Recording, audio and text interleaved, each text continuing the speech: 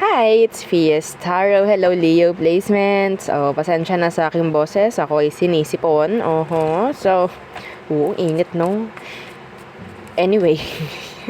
So, Leo, the person on your mind reading. So, kung may tanong po, no? Message na lang sa akin pong legit FB page yung merong check sa tabi ng aking pangalang niya, Fies Taro. Okay, makikita nyo naman yon, may check. Blue check, blue badge. Okay, so and yeah, kung may mga tanong po sa charm, sa ating private reading, message na lang po, no? Opo, para mas madali kayong sasagot. Wag po sa comment section, opo, para maiwasan rin na kayo ay masagot ng mga scammers. We don't reply sa comment section. Tandaan nyo yan. Okay, so Leo, the person on your mind, sino to? The person on your mind, Leo placements. The Sun. Oh, could be a fellow Leo. Okay, could be a fellow Leo. Pwede itong taong to nagbibigay ito ng kasiyahan, something like that, sa'yo. The Sun. Sabihin nating charming, joyful, yung energy, energetic yung person. The Seven of Cups in the reversed. Itong taong to, para tong alive na alive. Okay? Hindi, itong taong to never kang hihindian. Pasensya na po sa aking boses. So, yeah.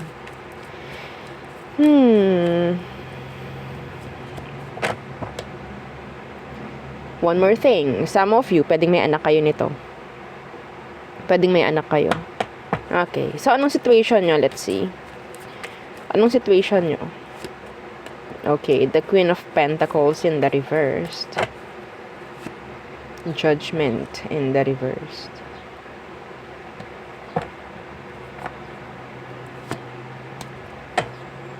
Kailangan ka niya, no? Parang, yeah.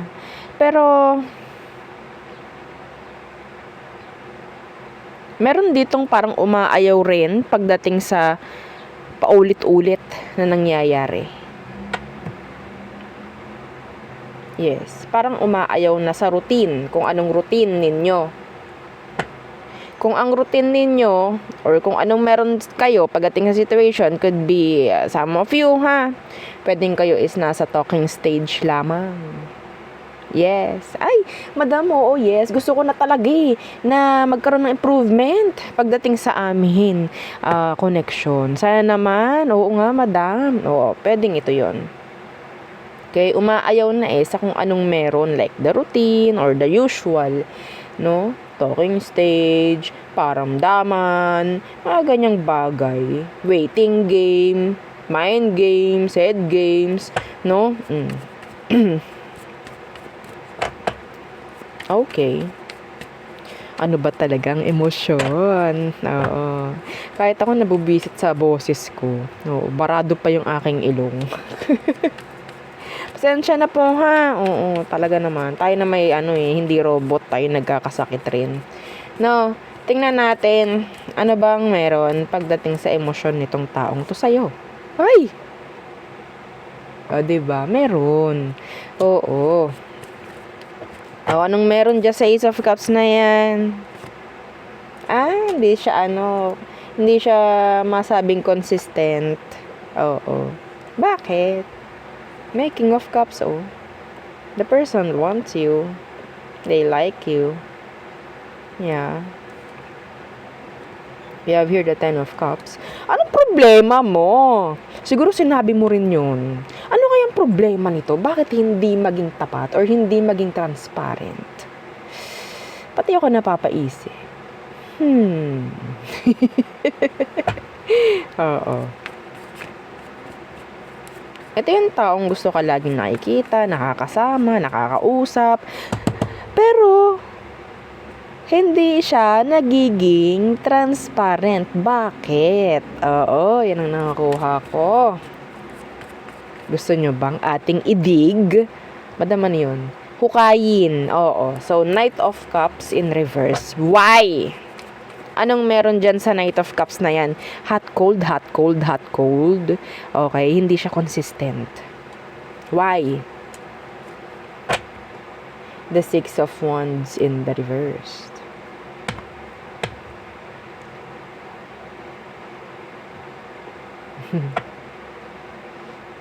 Nagbibigay ka ba ng attention sa iba?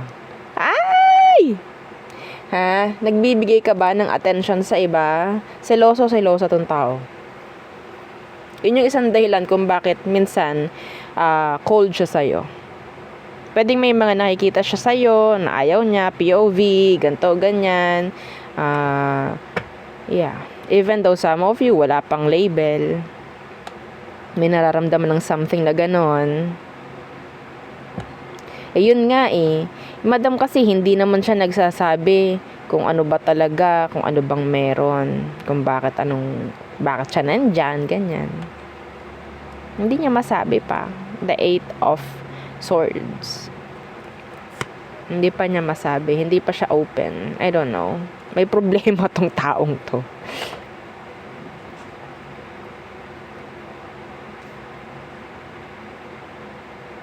Siguro nga, meron ka mga ine-entertain na iba. Kaya hindi niya magawa na magsabi sa'yo. Yun yung isa. Yun yung isa. Okay? So, tingnan natin. Oops. Next action.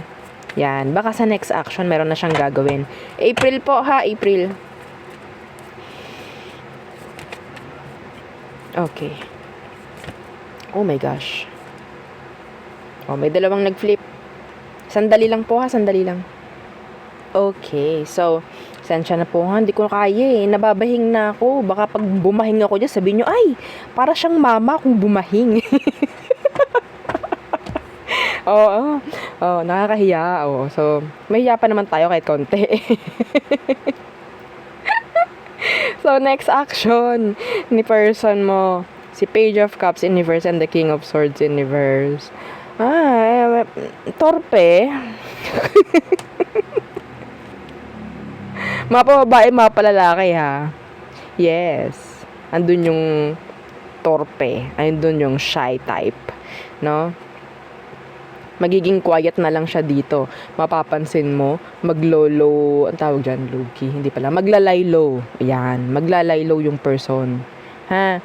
Kung ayaw mo na maglaylo sa'yo yung person mo, na yan, iwasan mo na muna na maging friendly. Oo, dyan sa sa iba. No, kung ayaw mo na maglaylo sa'yo yung ka-talking stage mo, or yun nga, kaharutan mo, wala pa kayong label, yeah, iwasan mo muna. No, na makipag-friend, ganun siya eh. Kung gusto mo, it's up to you pa rin.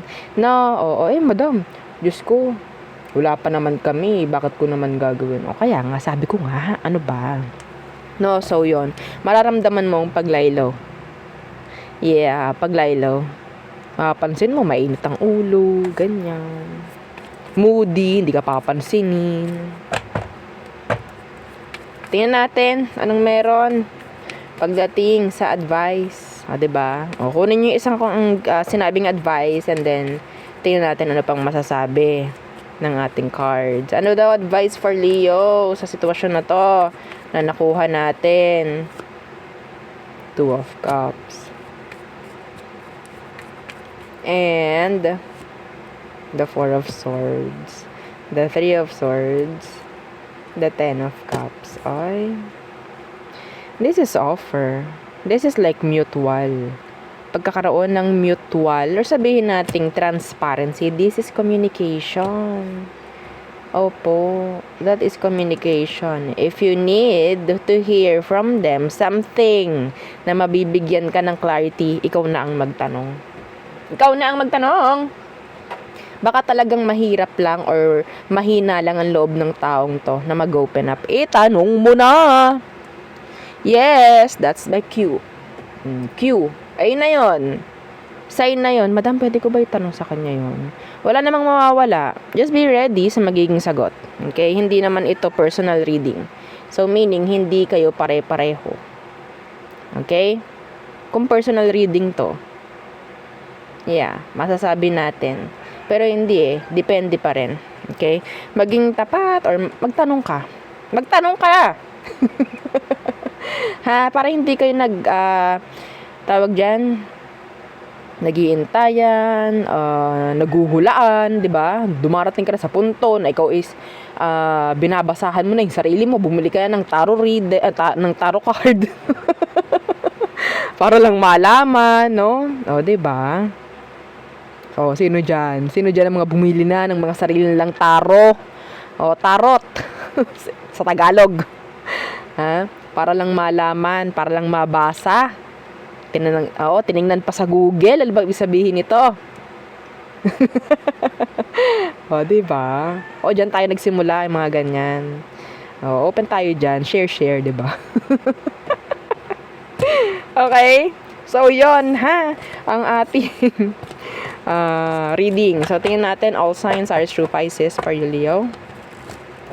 Again, kung gusto po na makasama sa subscribers reading, you have to subscribe sa ating FB page. Okay? FB page. Iba po ang follow. Yeah. Iba ang follow, ibang subscribe. Yeah, you can follow. And yes, you can also subscribe. Okay? So, let's see. Aries true Pisces for Leo placements. Okay, so si Aries, they're dropping. Like, para siyang sumusuko. Si Taurus, they're interested. Okay, there's like excitement, passion towards Taurus. Gemini, so si Gemini, hindi sila, tawag dyan, fair.